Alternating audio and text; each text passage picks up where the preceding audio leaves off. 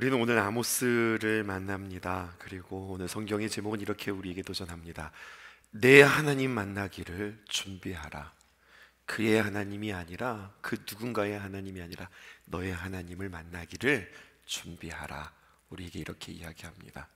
어떻게 하나님이 나의 하나님 되시고 그 하나님을 만날 수 있을까요? 오늘 말씀을 통하여서 그 비결을 발견할 수 있었으면 좋겠습니다.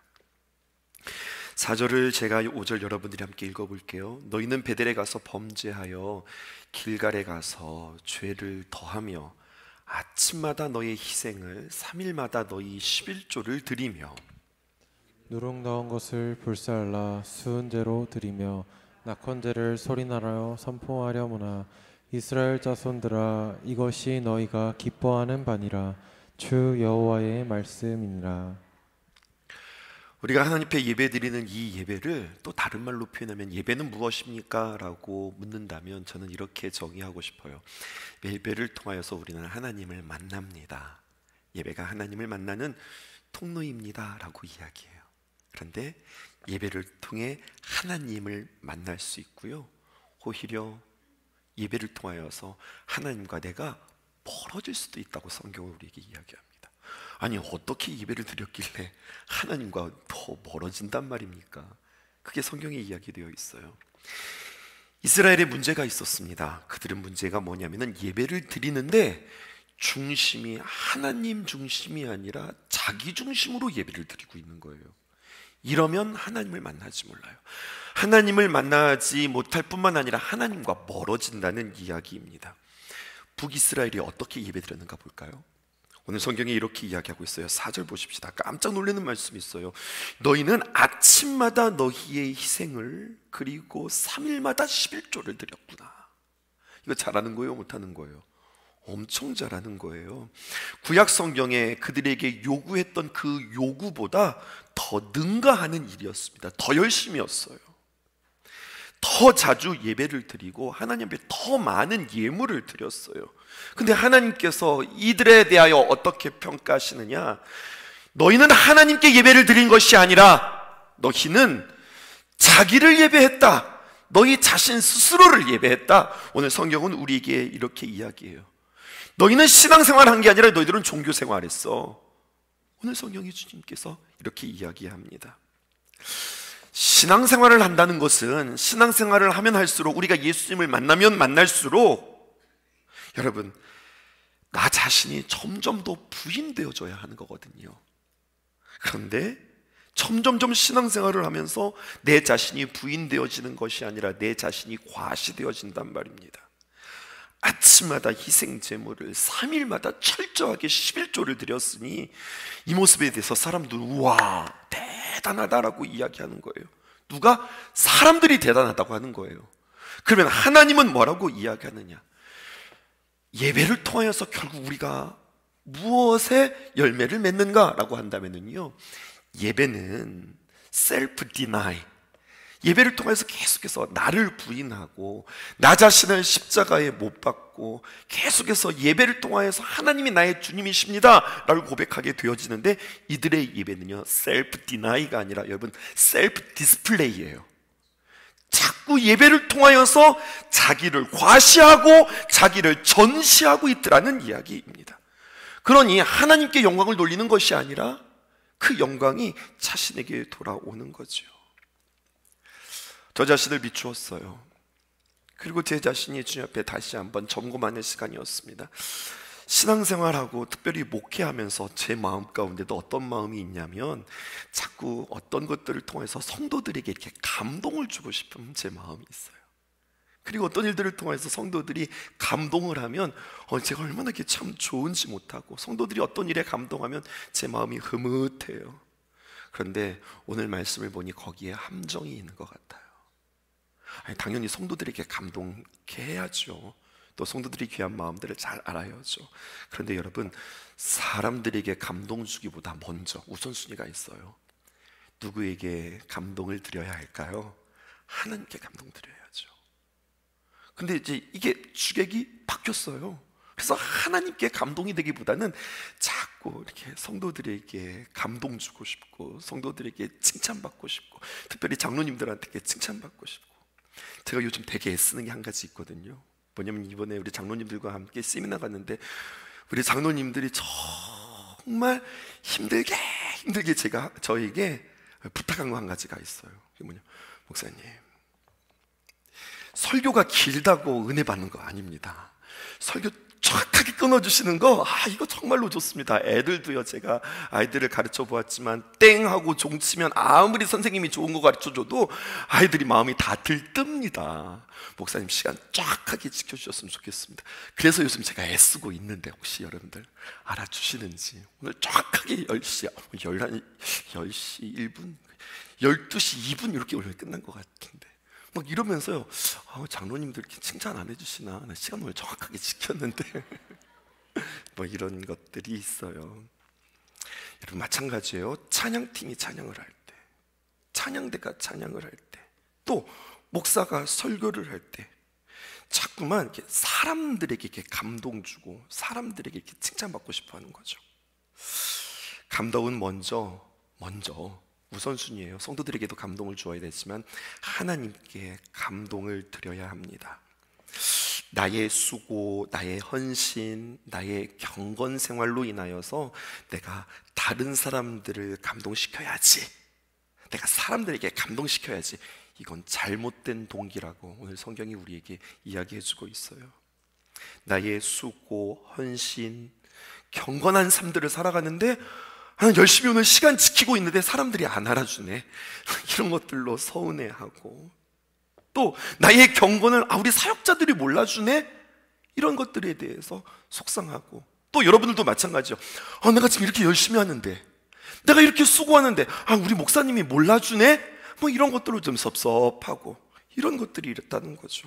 여러분, 이것은 무엇입니까? 사람들을 자꾸만 의식한다는 거예요. 그러면 사람들을 의식하면 뭐가 되는 줄 알아요? 외식적인 신앙이 되는 거예요.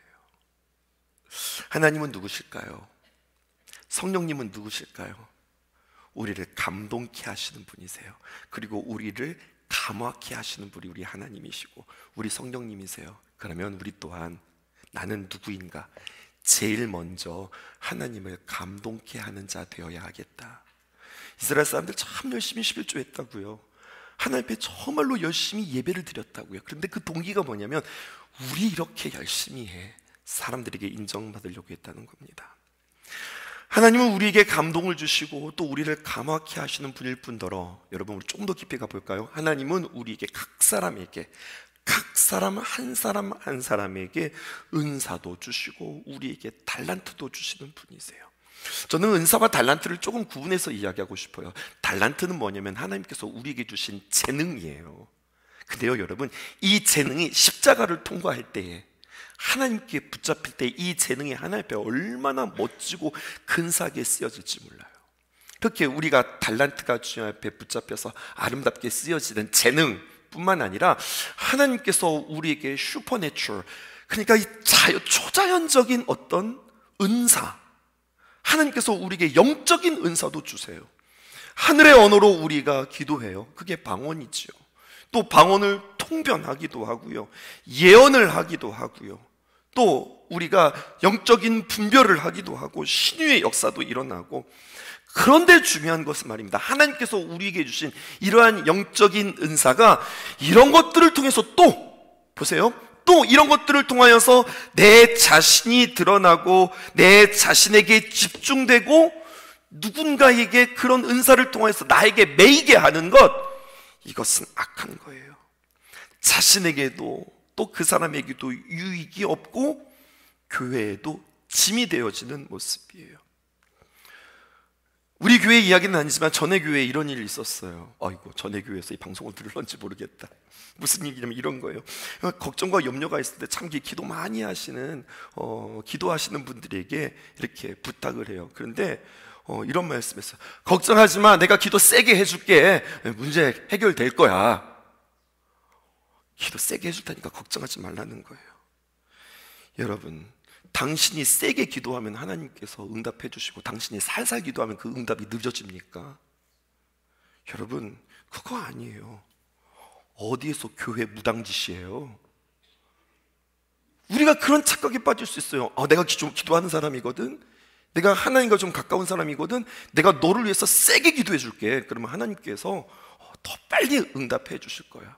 아니요, 하나님은 내가 당신을 위해서 기도하는 것뿐만 아니라 당신의 서툰 기도를 통해서, 하지만 나의 간절한 기도를 통해서 하나님은 나와 소통하기를 원하고요, 우리의 기도는 오늘도 우리가 중보하면서 기도하겠지만 그들의 삶에 도움이 되는 거지, 막 우리가 세게 기도한다고 기도가 좀 이렇게 빨리 오고 우리가 살살 기도한다고 좀 느려. 내가 당신한테 세게 기도해 줄 테니 당신 나한테 잘해야 되라고 얽매이는 관계가 되어진단 말이에요. 무당짓입니다. 성경은 결코 그렇지 않습니다. 하나님의 때에 하나님의 방법으로 하나님께서 우리에게 역사하시는 거예요. 그러므로 여러분, 우리에게 주신 달란트도 그렇고 우리에게 주신 은사도 그렇고 언제나 무엇을 생각하셔야 되냐면 덕을 세우는 일에 우리가 아름답게 쓰여지는 거예요.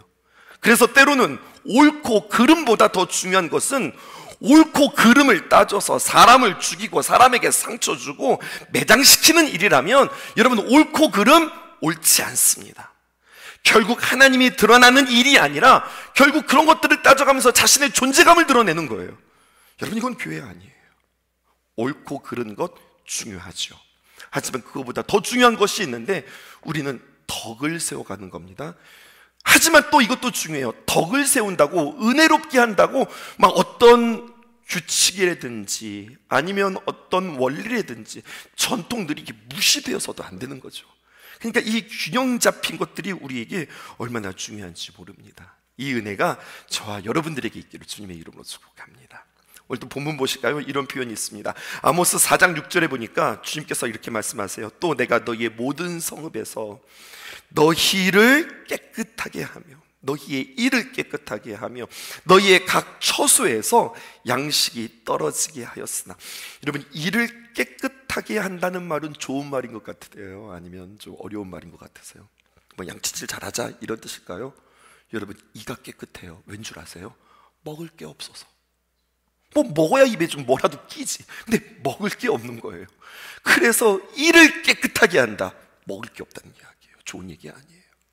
또 너희의 각 처소에서 양식이 떨어지게 하였다. 하나님께서 딱 덜미 잡는 겁니다. 그런데 보세요. 너희가 내게로 돌아오지 아니하였느니라. 내가 지금 너희에게 뭔가를 지금 사인을 보내고 너희들의 삶을 딱 쥐고 있는데 이것에 대해서 하나님 앞에 우리 자신이 하나님 앞에 있으면 어떤 관계이지? 하나님 앞에 내 자신을 점검하는 게 아니라 여전히 돌아오지 못하는 모습을 성경은 우리에게 이야기하고 있어요. 7절 보십시다. 또 추수하기 석 달 전에, 그러면 추수하기 석 달 전이면 꽤 많은 시간이에요. 그때에 내가 너희에게 비를 멈추게 한다. 이때는 반드시 비가 내려야 되는 거거든요. 추수 때가 되어서는 비가 내리지 말아야 하지만 그 전 추수하기 석 달 전에는 풍성하게 비가 와야 되는 겁니다. 근데 주님께서 그 비를 멈추게 했어요. 근데 더 심각한 상황이 있네요. 이걸 봐야 돼요. 전체가 다 비가 안 오면 상관이 없어. 그런데 어떤 성읍에는 비가 내리고 어떤 곳에는 비가 내리지 않게 주님께서 하시는 겁니다.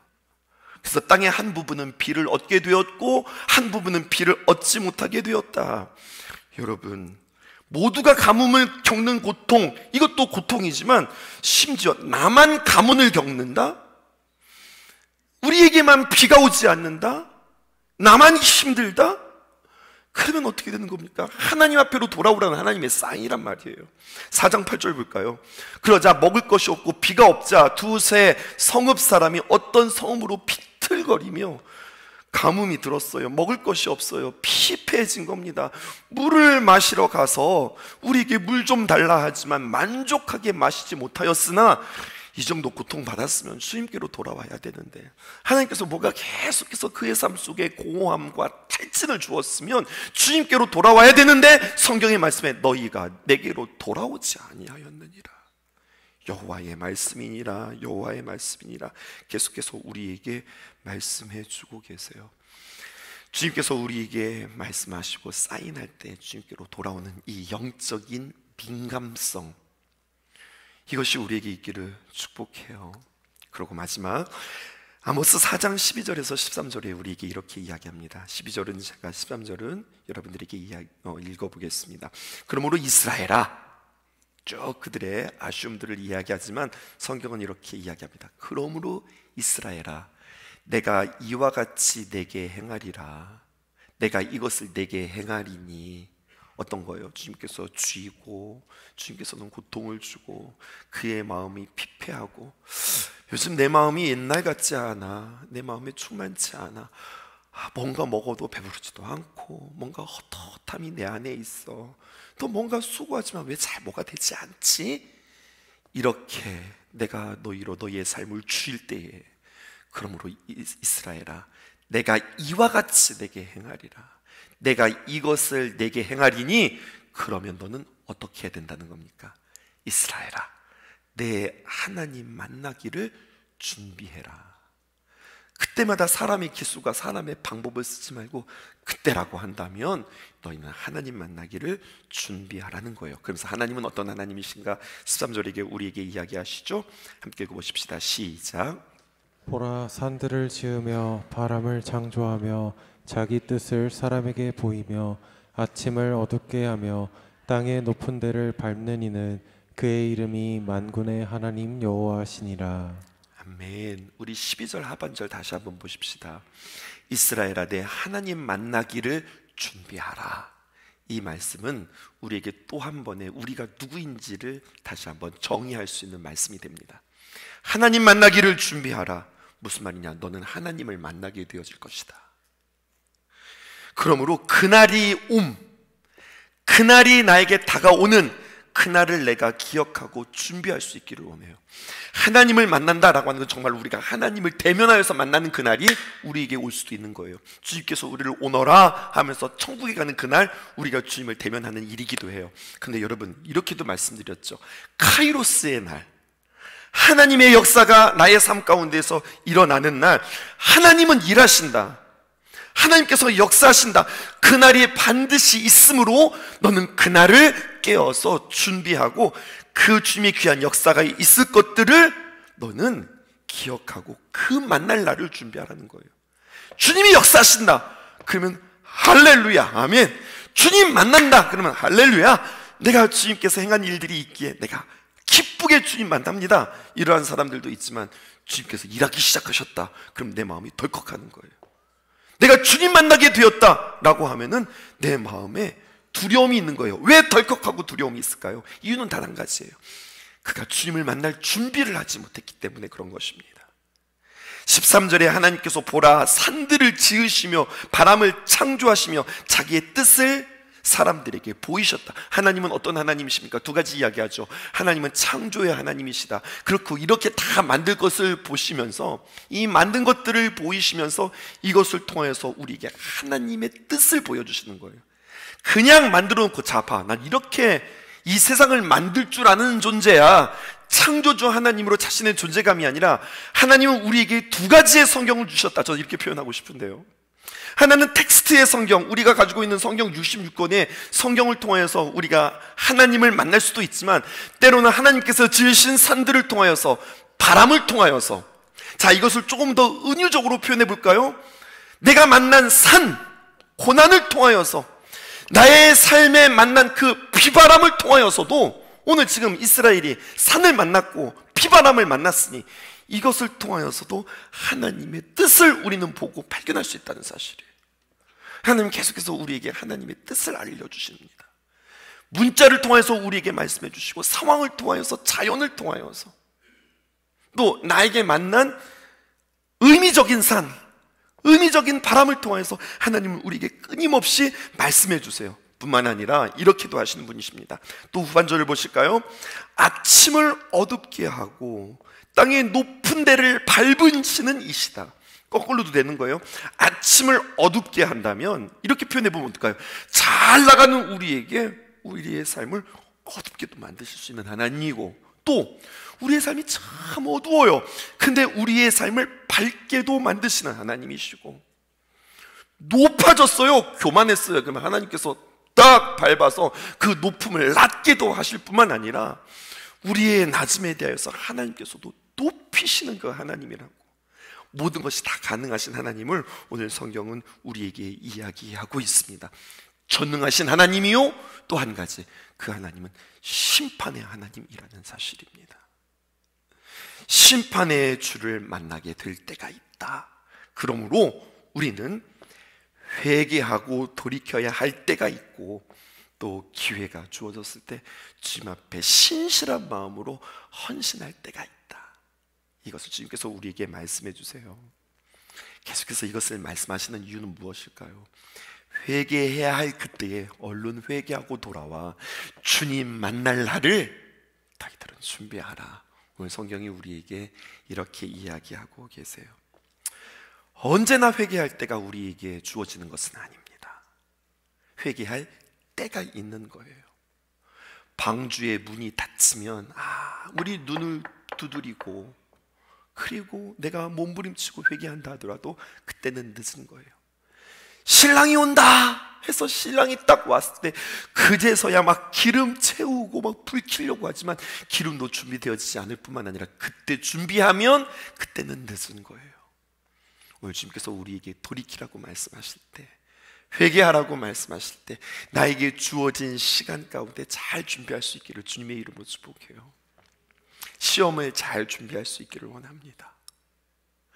또 새로운 자리로 들어가는 그 일들이 주님 안에서 잘 준비되어질 수 있었으면 참 좋겠습니다.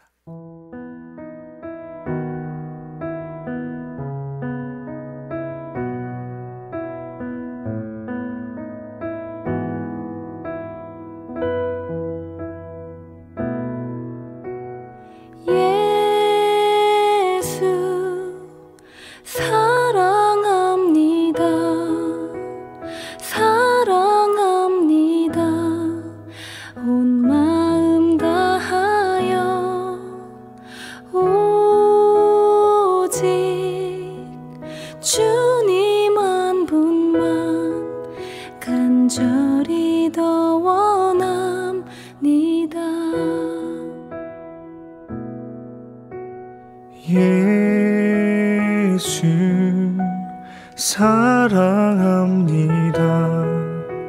사랑합니다. 온 마음 다하여 오직 주님 한 분만 간절히 더 원합니다. 넘쳐나네 넘쳐나네 주를 향한 내 속에 갈망이 주님께로 날 이끌어 주소서. 주님을 더 원합니다.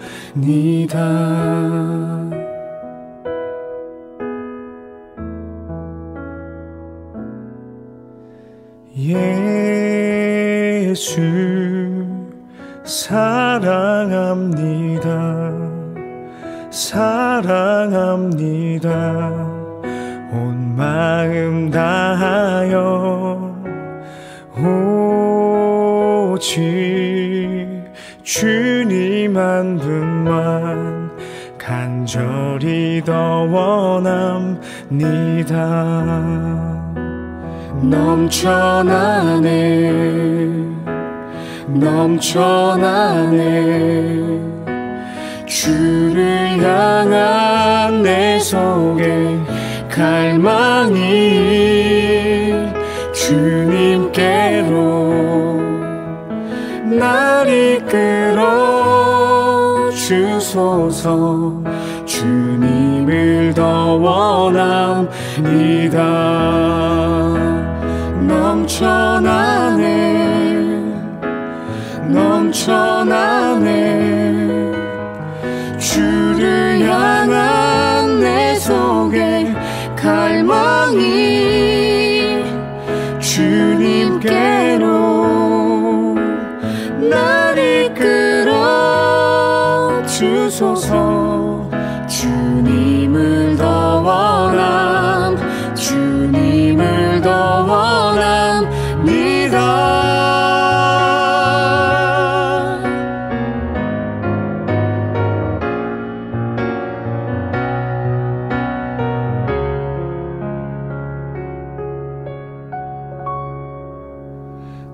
넘쳐나네 넘쳐나네 주를 향한 내 속에 갈망이 주님께로 날 이끌어 주소서 주님을 더 원합니다.